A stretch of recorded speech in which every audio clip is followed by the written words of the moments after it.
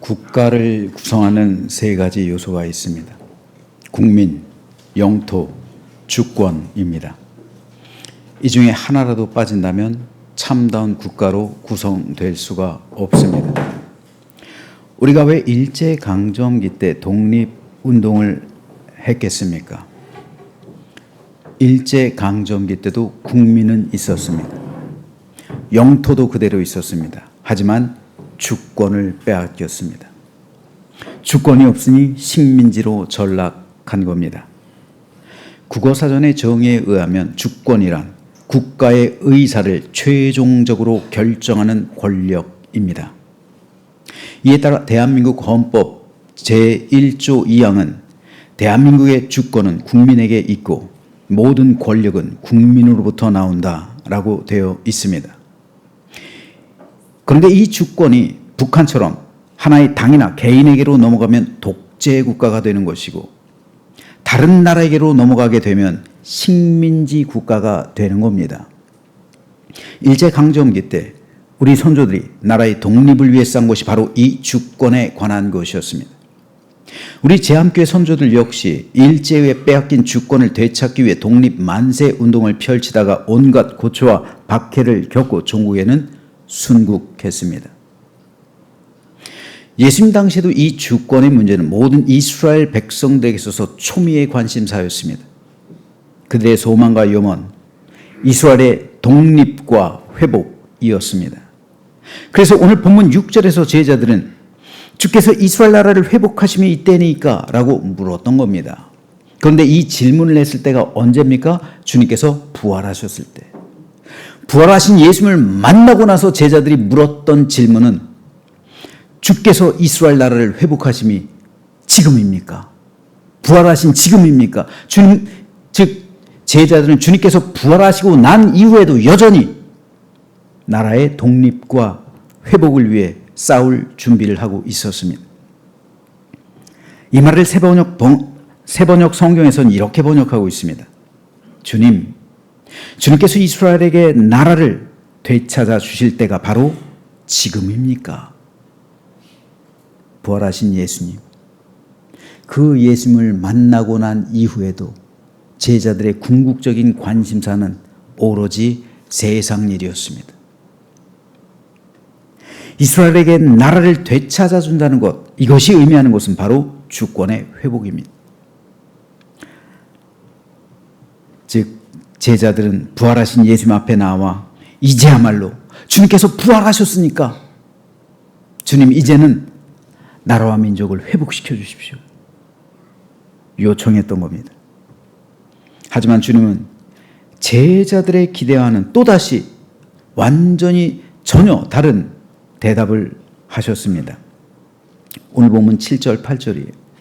이르시되 때와 시기는 아버지께서 자기의 권한에 두셨으니 너희가 알 바 아니요 오직 성령이 너희에게 임하시면 너희가 권능을 받고 예루살렘과 온 유대와 사마리아와 땅 끝까지 이르러 내 증인이 되리라. 우린 사도행전 1장 8절 말씀을 암송하고 있어요. 너무나도 익숙해요. 그런데 이 말씀이 나온 배경은 바로 제자들이 물었던 이제야말로 이 나라를 독립시켜 주실 겁니까? 이에 대한 답변이었다는 사실을 우린 알아야 합니다. 제자들은 언제 이 나라가 주권을 되찾을 수 있습니까? 라고 묻고 있는데 예수님께서는 그건 아버지의 권한이니까 아버지께 맡기고 너희는 다만 성령 받고 내 증인이 되라 대답하신 거예요.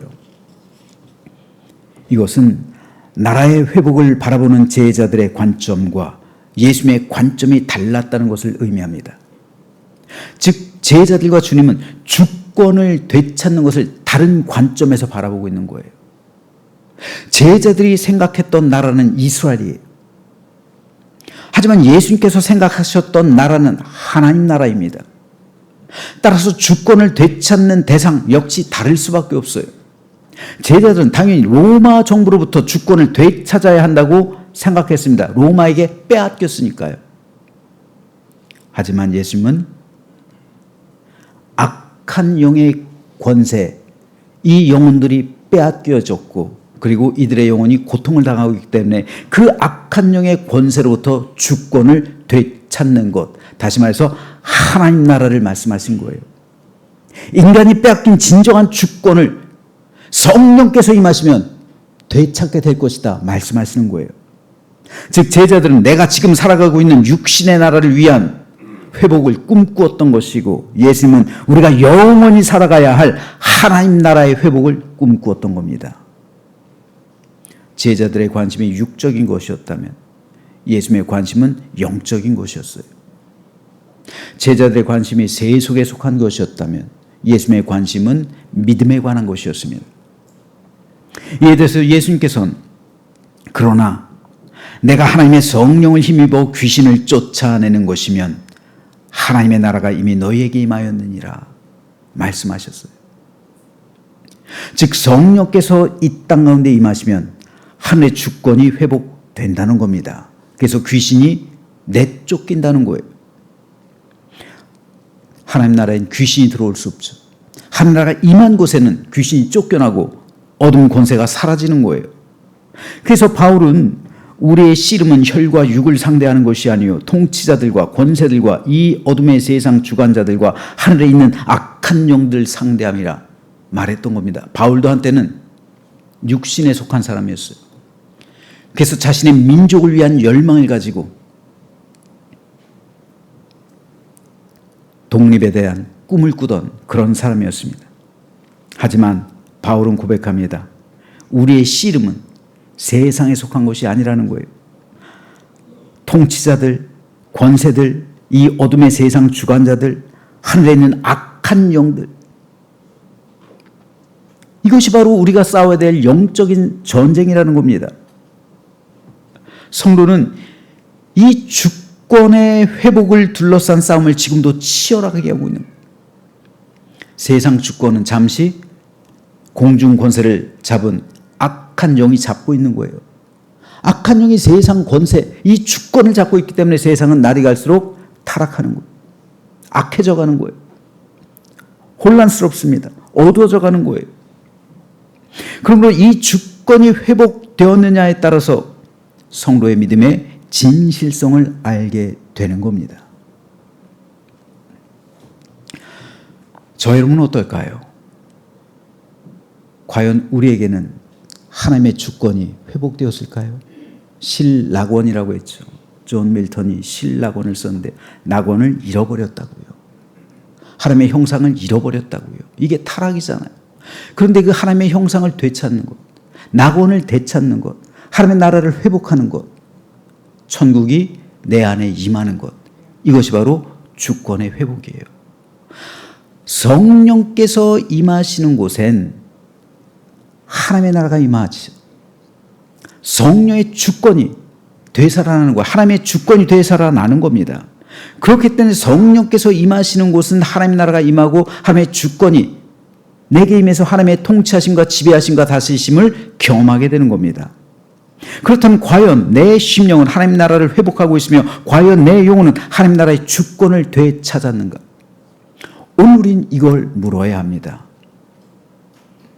우린 예수님을 주님이라고 고백하는 사람들입니다. 그런데 이 고백은 사실 엄청난 고백이에요. 주님이라는 말은 헬라어 원어로 퀴리오스예요. 이 말은 노예가 주인을 부를 때 부르던 호칭입니다. 따라서 내가 예수님을 주님이라고 부르는 것은 나의 주권이, 나의 모든 주권이 다 예수님께 있습니다 라는 고백이에요. 이 고백이 없이 예수님을 주님이라고 부르는 것은 다만 립 서비스에 불과합니다. 사람들은 누구나 세 가지 권리가 있어요. 소유권, 선택권, 결정권입니다. 자유민주주의 국가에서는 누구나 소유권, 결정권, 선택권을 가질 수 있어요. 하지만 그리스도인들은 이 모든 주권을 예수님께 양도한 사람이에요.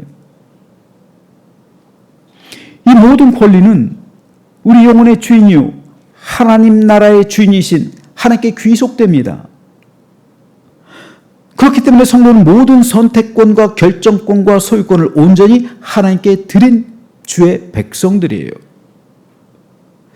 사도 바울이 각 교회에 보낸 편지마다 특징적으로 나타나는 그의 믿음의 고백이 있어요. 바울은 그의 서신을 시작하면서 항상 이렇게 시작해요. 먼저 로마서 1장 1절 보죠. 예수 그리스도의 종 바울은. 항상 바울은 나는 예수 그리스도의 종이다 라는 이 신분을 밝힙니다. 여기서 종이란 말이 둘로스예요. 헬라어로 둘로스인데요. 이 말을 직역하면 노예입니다.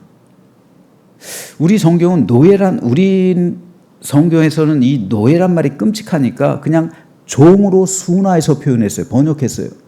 하지만 실질적으로 제일 원문에 가까운 번역은 노예예요. 노예. 즉 바울은 나는 예수님의 노예다 라고 고백하고 있는 거예요. 듣기 거북한 고백입니다. 그래서 언어까지 순화해서 우리는 종이라고 표현하고 있어요. 그런데 이 뒤에 이어지는 고백이 놀랐습니다. 예수 그리스도의 노예 바울이 뭘로 부르심을 받았다고요? 사도로. 여러분 사도가 아무나 되는 거예요? 그렇지 않잖아요. 사도는 위대한 사람이기 때문에 주님의 직계 제자이기 때문에 몇 사람 없어요.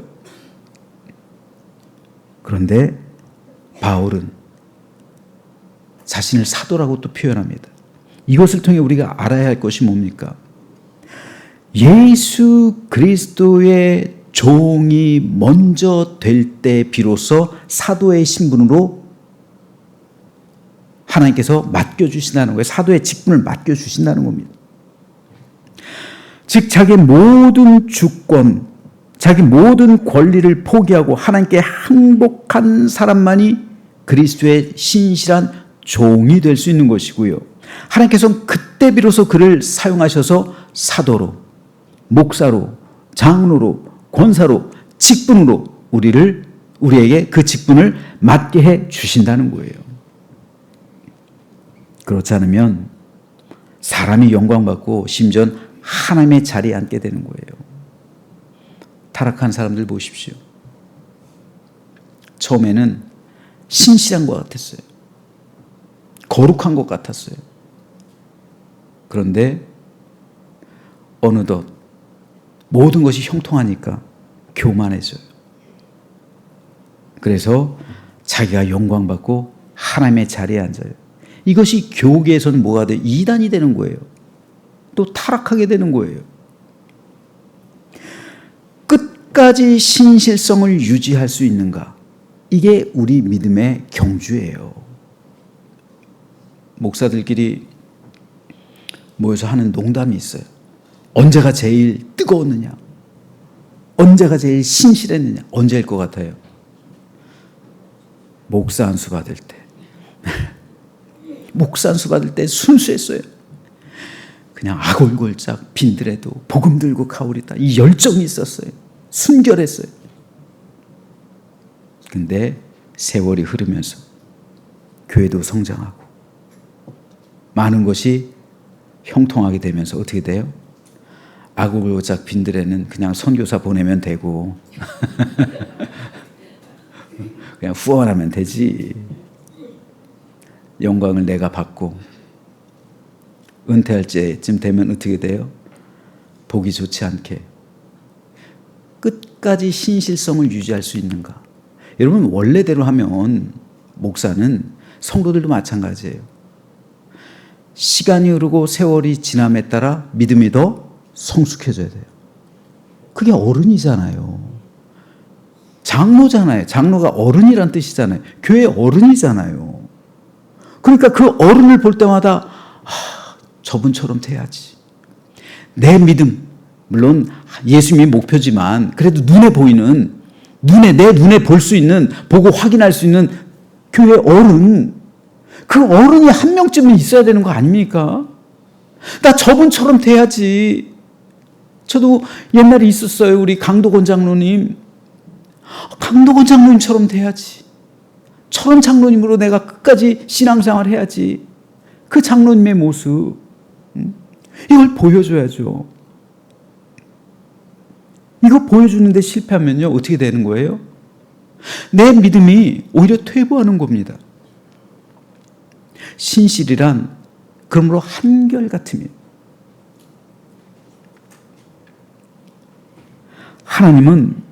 하나님께서 정의하시는 신실함은 그렇기 때문에 하나님께 내 모든 주권을 포기하고 항복한 사람. 근데 한 번은 할 수가 있는데 이것을 계속 할 수 있냐는 거예요. 이게 신실함이에요. 그래서 성경은 예수님을 가리켜 종의 모습을 가지셨다라고 표현하는 겁니다. 말씀하는 거예요. 하나님께 모든 주권을 드렸기 때문에 그래요. 여러분, 이 주권을 내가 갖는 순간 나는 타락하는 거예요. 이 주권을 끊임없이 우리는 하나님께 드려야 되는 거예요. 그래야 내 믿음의 신실성이 유지가 되는 겁니다. 그렇다면 오늘 저와 여러분은 어떻습니까? 저와 여러분의 삶의 주권 누가 가지고 있습니까? 내게 있는 소유는 누구의 것이며 어떤 일을 할 때 누가 선택하며 누가 결정하고 있습니까? 여러분의 시간은 어떻습니까? 오늘 우리에게 또 하루라는 24시간이 주어졌어요. 이 24시간의 주인이 누구십니까? 이 24시간 오늘 하루의 주권을 누구에게 드렸습니까? 이 주권을 내가 가지고 있으면 오늘 하루를 내 마음대로 살아갈 겁니다. 내 뜻대로 살아갈 거예요. 그런데 하나님께 드렸다면 하나님께서 원하시는 대로 하나님의 기쁨이 되는 일에 내 시간을 사용할 겁니다. 여러분, 사실 시간이란 게 굉장히 중요한데요. 하나님께서 사람에게 주신 가장 공평한 게 시간이거든요. 24시간. 이건 하나님께서 모든 사람에게 주신 가장 공평한 거예요. 그래서 기업하는 사람들은 시간을 사는 거예요. 그 사람에게서. 시간을 사는 대가로 돈을 주는 거예요. 그 사람의 시간을 사는 거예요. 물론 그 시간 속에 담겨진 재능이죠. 하지만 본질적으로는 시간을 사는 거예요. 나는 내 시간을 주고 돈을 버는 거예요. 그렇다면 오늘 우리는 내 시간을 무엇을 위해, 내 시간을 돈 버는 데 사용한다면 그 주권이 돈에게 있는 거예요. 내 시간을 나를 위해, 나만을 위해, 나의 유익을 위해, 나의 영화를 위해 사용한다면 그 시간의 주인이 나예요. 하지만 그 우선순위에 있어서, 그 시간에도 우선순위가 있잖아요. 우선순위에 있어서 그 시간을 하나님께 온전히 드릴 수 있다면 그 시간의 주인은 하나님께 있는 것이고 주권이 아버지께 있는 겁니다. 우리의 재물은 어떨까요? 우리의 소유의 주권 역시 우리는 하나님께 드려야 합니다. 따라서 우리는 하나님께서 맡겨주신 재물의 청지기가 되어서 하나님의 기쁨이 되도록 사용해야 되는 의무가 있는 거예요. 이 재물이 나의 것이 아닙니다. 재물이 나의 소유라면 우린 천국 갈 때 이거 갖고 가야죠. 하지만 다 놓고 가는, 세상 살아갈 동안 하나님께서 잠시 우리에게 맡겨주신 거예요. 이 모든 주권 다 하나님께 있다고요. 여러분, 이 주권을 온전히 사용하고 계십니까? 이 주권을 온전히 인정하고 계십니까? 그리스도인들은 그렇기 때문에 경제관념 속에서도 이 주권을 온전히 인정할 수 있어야 돼요. 이뿐 아닙니다. 우리 가정의 주권은 어떻습니까? 우리 가정의 주인은 누구십니까? 부모가 가정의 주인이 아닙니다. 우리 가정의 주인은 하나님이에요. 하나님께 우리 가정의 주권을 드려야 되는 거예요. 우리 교회의 주권도 하나님의 것입니다. 이 나라 이 민족의 주권 역시 하나님의 것이어야 되는 거예요. 그때 비로소 하나님께서 이 나라 이 민족을 다 지켜주시고 다스려주시고 보호하시고 통치하시고 지배하시는 겁니다. 하나님께서 주인 되시지 않는다면 어떻게 이 나라 이 민족을 지배하시겠습니까? 하나님께서 주인 되시지 않는다면 어떻게 교회를 통치하시겠습니까? 하나님께서 주인 되시지 않는다면 어떻게 우리 가정을 돌보시겠으며, 하나님께서 내 삶의 주인이 아니신데 어떻게 하나님의 지켜주심과 인도하심을 받겠습니까?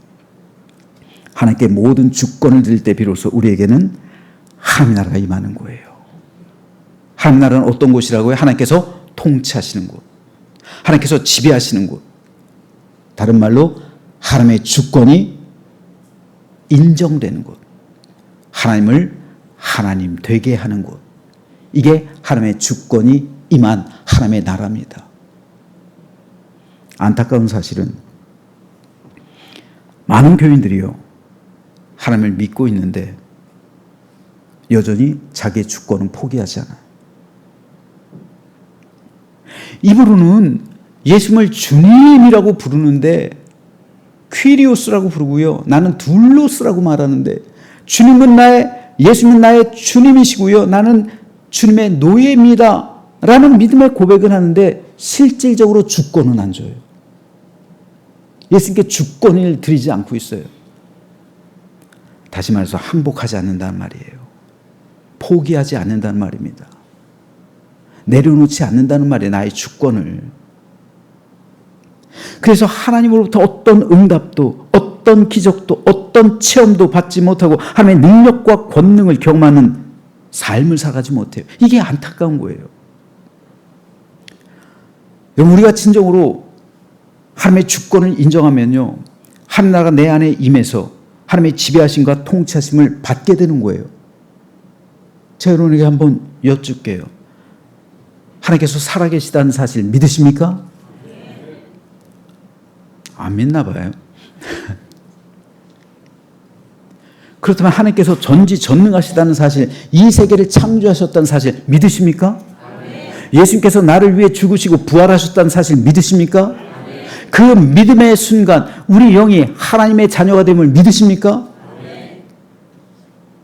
그러면 마지막으로요, 하나님께 모든 주권을 다 양도하셨습니까? 우리 여기까지 아멘을 해야 되는 거예요. 여기까지. 여러분, 하나님께서 나를 지배하시고 하나님께서 나의 주인 되시고 나의 모든 것을 통치하시고 다스리신다면, 나의 모든 주권이 다 하나님께 있다면 이제부터는 하나님께서 나를 다스리시는 거예요. 살아계신 하나님께서요. 뭐가 문제예요, 근데? 뭐가 문제가 됩니까? 하나님께서 나를 다스리시는데 구약에 일어났던 기적, 신약에 일어났던 이적, 지금도 일어나는 거예요. 왜 안 일어납니까, 근데? 주권을 드리지 않잖아요. 내가 주권을 차지하고 있잖아요. 하나님께서 나의 주인이 되시지 않잖아요. 우리가 왜 예수님의 이름으로 기도하시는지 아십니까? 예수님의 이름으로 기도하는 이유는요, 모든 주권이 하나님께 속해 있다는 항복선언이요, 주권의 선포입니다. 그렇기 때문에 진정한 기도는 마귀 사탄이 두려우며 떨며 도망가는 거예요. 우리가 예수님의 이름으로 기도할 때 하나님의 주권이 이곳에 선포되었습니다. 하나님의 나라가 이곳에 임했습니다. 그럼 어떻다? 귀신이 쫓겨난다고요. 성령께서 임하시면 귀신이 쫓겨나요. 성령께서 임한다는 건 뭡니까? 하나님의 나라가 이 땅 가운데 임했다는 거잖아요. 하나님께서 통치하시고 지배하신다는 거잖아요. 하나님의 나라엔 귀신이 있을 수 있어요? 도망가는 거예요. 우리가 예수님의 이름으로 기도한다는 것 항복선언입니다. 주권의 선포입니다.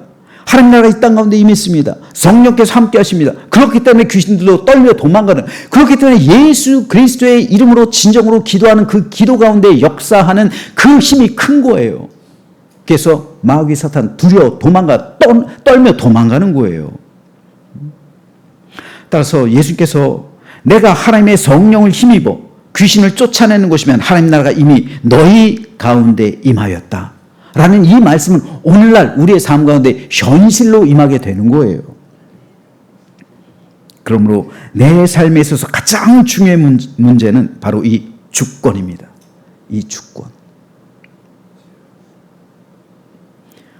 마귀도 우리 영혼의 주권을 주장해. 성령님도 우리 영혼의 주권을 주장하십니다. 이 주권을 누구에게 드리느냐? 이 주권을 성령님께 드리면 하나님의 나라가 내 안에 임해서 하나님의 통치와 지배를 받을 겁니다. 하지만 이 주권을 내가 가지고 있거나 마귀에게 준다면 우린 즉시 어둠의 영의 지배를 받으며 살아갈 겁니다. 그러므로 오늘 우리 삶에 있어서 가장 중요한 문제는 바로 이 주권입니다. 그렇다면 우리는 진정 예수님이 나의 주님이시오.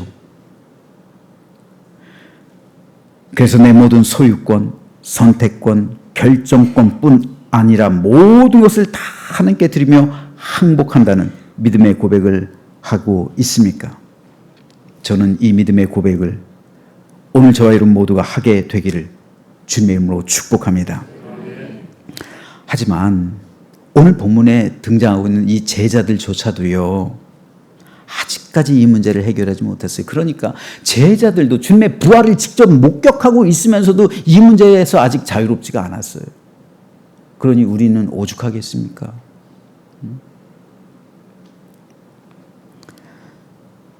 그들은 부활하신 예수님 만나서 40일 동안이나 같이 있었어요. 하지만 그들의 삶은 아직 변화되지 않았습니다. 이들이 언제 변화됐을까요? 성령께서 그들에게 임하셨을 때요. 이것을 예수님은 거듭남이라고 말씀하셨습니다. 거듭남이란 영어로 born again이에요. 즉 다시 태어난다는 뜻입니다. 하나님의 자녀로 새로이 태어나는 것이 바로 거듭남이요, 중생이요, 구원입니다. 이것의 기준점이 되는 것이 바로 성령의 임재하심이에요. 예수님께서 보실 때 제자들에게 있어서 가장 중요한 것은 나라의 독립에 있는 게 아니에요. 성령의 임재를 받는 거예요. 이것이 주님께서 제자를 보실 때 가졌던 관점이에요. 너희가 나라의 독립을 위해서 지금 나에게 묻고 있는데 너희에게 진짜 중요한 것은 성령께서 너희에게 임하는, 그래서 하나님의 주권이 너희 삶 가운데 회복되는 것, 이것을 주님께서는 말씀하신 것이고 주님께서는 이것을 위해 십자가를 지신 거예요. 주님께서 이스라엘 나라와 민족을 위해 십자가를 지셨습니까? 아니잖아요. 하나님 나라를 위해서 십자가를 지셨잖아요. 하나님 나라의 회복을 위해서, 예수님을 믿는 모든 사람에게 하나님 나라의 회복을 주시기 위해서 십자가를 지신 거잖아요. 주권 문제입니다. 하나님의 주권과 하나님의 통차심이 우리 삶 가운데 그대로 임하게 하기 위해서 예수께서 십자가를 지신 것처럼 주님께서는 제자들에게도 이걸 요구하시는 거예요. 그렇기 때문에 성령의 임재를 받으라고, 나는 떠나가지만 성령께서 너희와 늘 하나님 나라에 이를 때까지 너희와 성령께서 함께 하신다는 거잖아요. 그러므로 오늘 우리 역시도 가장 중요한 문제는요, 가장 시급하고도 본질적인 문제는 내 삶의 문제들이 해결되는 게 아니라 성령께서 내 안에 임재하시는 거예요. 이게 제일 중요하고도요, 오늘 예수님께서 오늘 저와 여러분을 향해 주신 말씀입니다. 여러분에게 있어서 중요한 문제는요, 여러분의 경제적인 문제가 해결되는 게 아니에요. 여러분에게 있어서 본질적이고 핵심적인 문제는요, 여러분의 모든 어려움이, 여러분의 모든 고난이 끝나는 게 아닙니다. 하나님께서 여러분을 바라보실 때 본질적이고 핵심적인 문제는요, 여러분 심령 안에 성령께서 임하시는 거예요. 그래서 하나님의 주권이 여러분 안에서 온전히 회복되는 거예요. 이것을 주님께서 바라보시고 이것을 말씀하시는 겁니다. 그래서 주님은 오늘 본문에서 오직 성령이 너희에게 임하시면 너희가 권능을 받고 예루살렘과 온 유대와 사마리아와 땅끝까지 이르러 내 증인이 될 것이다. 성령을 받아야 우리가 증인이 되는 거예요. 이 증이란 말에서 마터가 나왔어요. 마터, 순교자죠. 마르티스예요, 증인은. 이 마르티스라는 이 증인에서 마터, 순교자가 나왔어요. 증인된 사람만이 순교할 수 있는 거예요. 어떻게 해요? 하나님의 주권이 내게 임하니까 하나님이여 내 생명도 주님 것입니다. 그러니까 순교자가 되는 거예요. 내 생명까지도 포기하는 거예요. 하나님의 주권에 맡기는 거예요. 모든 것을 다 하나님의 주권에 맡기는 거예요. 이게 진정한 회복입니다.